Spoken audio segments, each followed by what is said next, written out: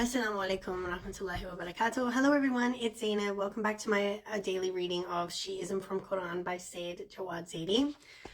So today I want to read for you part of chapter 4, which is entitled The Identity of the Imams Appointed by Allah subhanahu wa ta'ala. So there's a narration, a hadith, you can find in Shia and Sunni sources, where Jabir ibn Abdullah Ansari narrates, the Prophet, peace be upon him and his family, said, there are 12 Imams. Then he mentioned their names one by one and told Jabir, you will meet the 5th Imam.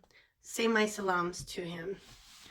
So you can find those in some of the sources include Sheikh Muhammad bin Nu'man al-Harithi al-Mufid, his book called Kitab al-Irshad, it's in Arabic. There's another source, Muhammad ibn Jarir al-Tabari, The History of al-Tabari, volume 13, page 96, and Ibn Hajar al-Haytami, in his book al-Sawa'iq al-Muhriqa, page 80. There's a similar narration, slightly different, where Salman al-Mahammadi, may Allah be pleased with him, narrates, Imam Hussein alayhi salam was sitting on the Prophet Muhammad's, peace be upon him, lap. He was kissing his eyes and mouth, saying, you are a leader and a son of a leader. You are an Imam and the son of an Imam and the father of Imams. You are a proof of Allah subhanahu wa ta'ala and the son of his proof and the father of proofs.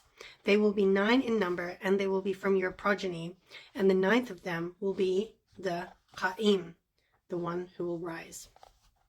So the source you can find that narration is Abu Ja'far Muhammad ibn Ali ibn Babawayh al-Qummi Sheikh Sukud, that's a long name, book called Kamal al-Din, volume 1, page 262. Imam as-Sadiq alayhi salam narrates, thus Allah continued to choose them, the Imams, for his creatures, from the progeny of Al-Hussein, from the offspring of every Imam. Whenever an Imam would pass away from among them, he, Allah subhanahu wa ta'ala, would appoint for his creatures an Imam and a guiding authority from his offspring. The source for that is Sheikh Muhammad ibn Yaqub ibn Ishaq al-Kulaini, Al-Kafi, volume 1, page 203. So right after the tragedy of Karbala, Muhammad al-Hanafiya, the son of Imam Ali through Khawla bint Ja'far al-Hanafiya, claimed that he was the Imam after his brother Imam Hussein alayhi salam had become an Imam after the eldest brother Imam Hassan alayhi salam. Imam Zain al-Abidin alayhi salam said that his uncle's claim was wrong, that he, Imam Zain al-Abidin alayhi salam, was the Imam after his father by divine appointment. This family feud apparently could not be resolved, and ultimately Imam Zain al-Abidin alayhi salam suggested that the black stone that you would find at the Kaaba be approached for its judgment. Muhammad al-Hanafiya readily agreed, and both parties went to Mecca during the Hajj season, when thousands of pilgrims had assembled there for the pilgrimage. The news must have spread like wildfire that Ali bin Hussein alayhi salam and Muhammad al-Hanafiya wanted the black stone to judge between them regarding the claim of imamate. Everyone must have wondered how a stone could judge between two people. They must have eagerly waited to see the outcome when the two parties would approach the stone. What would they say when the stone, being a stone, would not respond to their arguments? This must have been the feeling of the crowd when the uncle and the nephew slowly advanced towards the black stone. First, Muhammad al-Hanafiya talked to the stone. There was no response.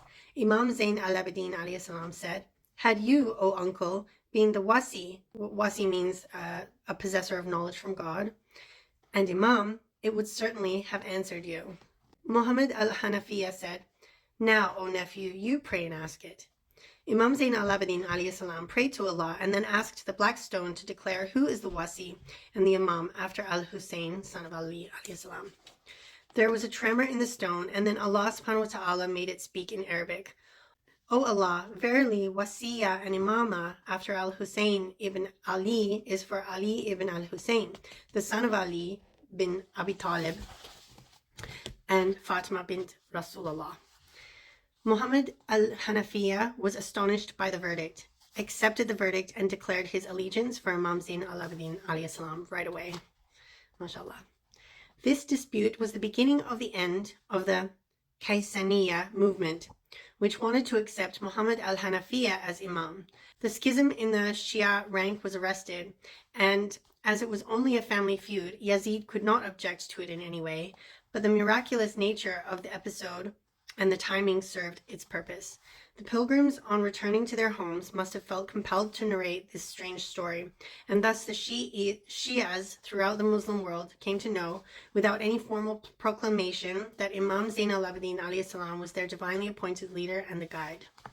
You'll find that in the source by Ayatollah Sayyid Sa'id Akhtar Rizvi, a book called The Illustrious Period of the Imamate of Imam Zain al-Abidin, Volume 5, Number 3 and 4. MashaAllah, thank you for joining me. Now you know the story about how our fourth Imam, Imam Zain al-Abidin alayhi salam, obtained, came into his imamate. He was, of course, ordained by Allah subhanahu wa ta'ala, but that was a story about how he came into it after the third Imam, who was Imam Hussein alayhi salam, passed away at Karbala.